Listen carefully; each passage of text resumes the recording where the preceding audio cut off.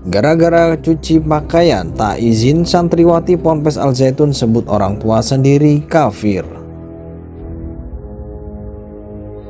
Karena ada informasi bahwa dia dirayu atau akan dilamar oleh seseorang bernama Primo Hardi. Dan ini tercium oleh saudara PG. PG ini marah dengan orang tersebut sehingga menyangka ditarik ke internal Al Zaitun. Ditempatkanlah di suatu ruangan yang jauh dari pusat pendidikannya, kurang lebih jaraknya 2 km. Itu di gedung Wijen namanya. Gedung Wijen ini tempat memproduksi gabah menjadi beras. Nah, di sana ada yang namanya Pak Legiman. Pak Legiman ini, apapun yang dilakukan oleh pimpinan pondok pesantren terhadap klien kami, mau dia menjerit, mau apa, dia tidak akan ambil pusing atau tidak mau ambil tahu. Jadi sia-sia. Nah, Tuan PG ini, kalau dia datang ke sana selalu diantar oleh sopirnya. Nah, sopirnya pun menunggu di tempat yang cukup jauh, sehingga kalau teriak pun tidak akan terdengar. Jadi di dalam ruangan tertutup, Tuan PG ini bisa melakukan apa yang dia inginkan. Demikian, Pak. Bahan menyatakan bahwa selama ini melakukan pencabulan yang dilakukan oleh oknum dari pesantren tersebut itu selama 2 tahun. Ini maksudnya yang dikatakan lama, bukan masalah bahwa kasus ini sudah lama, tidak. Nah, tadi dari pengacara menyampaikan bahwa terakhir itu ya kurang lebih Agustus ya. Dari selama kurang lebih 6 bulan ya. Setelah itu baru laporan polisi. Nah, kemudian kita juga harus tahu namanya pencabulan di pasal 289 tersebut kan bisa dikatakan di situ barang siapa dengan kekerasan atau ancaman kekerasan memaksa seorang melakukan atau membiarkan dilakukan perbuatan cabul. Nah, dihukum karena merusak kesopanan dengan hukuman penjara selama-lamanya 9 tahun. Nah, unsur-unsur pasal ini penyidik harus bisa membuktikan. Diperlakukan secara, menurut pendapat saya, secara biadab. Kenapa? Ketika beliau masih bekerja di sana, ada 2 contoh ya yang dilakukan oleh saudara PG.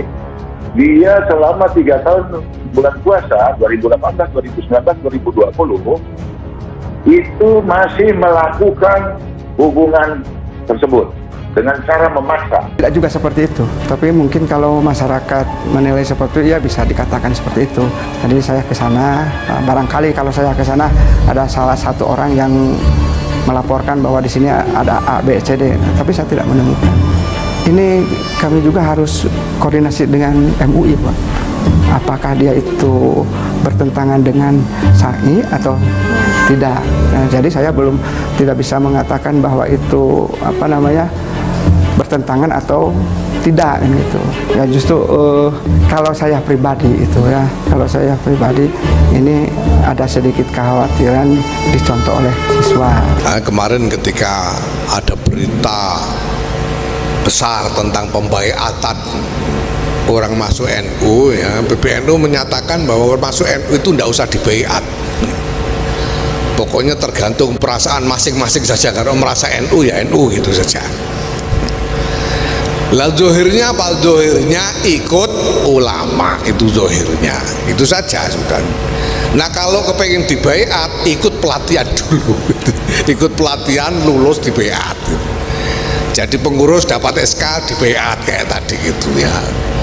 Gitu. Kalau nggak ikut pelatihan warga biasa ya cukup ikut ngaji kiai gitu saja, karena orang bodoh itu obatnya ya ngaji gitu. Kayak saya ini bodoh-bodoh gini, kalau kepengen pinter obatnya ngaji, bukan dibaiat gitu ya. Pondok Pesantren Al Zaitun Indramayu, Jawa Barat, pimpinan Panji Gumilang kembali menjadi pusat perhatian. Kali ini penyebabnya karena adanya santriwati Ponpes Al Zaitun yang menyebut orang tuanya sendiri sebagai kafir karena masalah sepele. Santriwati tersebut diketahui menyebut orang tuanya sendiri sebagai kafir gara-gara mencuci pakaiannya tanpa izin. Hal ini diungkapkan Ustadz Heri Pras yang dilihat dari akun TikTok @sarti Jumat 26 Mei 2023. Ustadz Heri Pras mengungkapkan ada seorang santriwati Ponpes Al Zaitun diduga telah menyakiti hati seorang ibu dengan mengatakan ibunya sendiri sebagai kafir. Diceritakan Ustadz Heri Pras, kejadian bermula saat santriwati Ponpes Al Zaitun tersebut pulang kampung untuk berkumpul bersama keluarganya. Hanya saja tidak disebutkan asal kampung santriwati Ponpes Al Zaitun tersebut.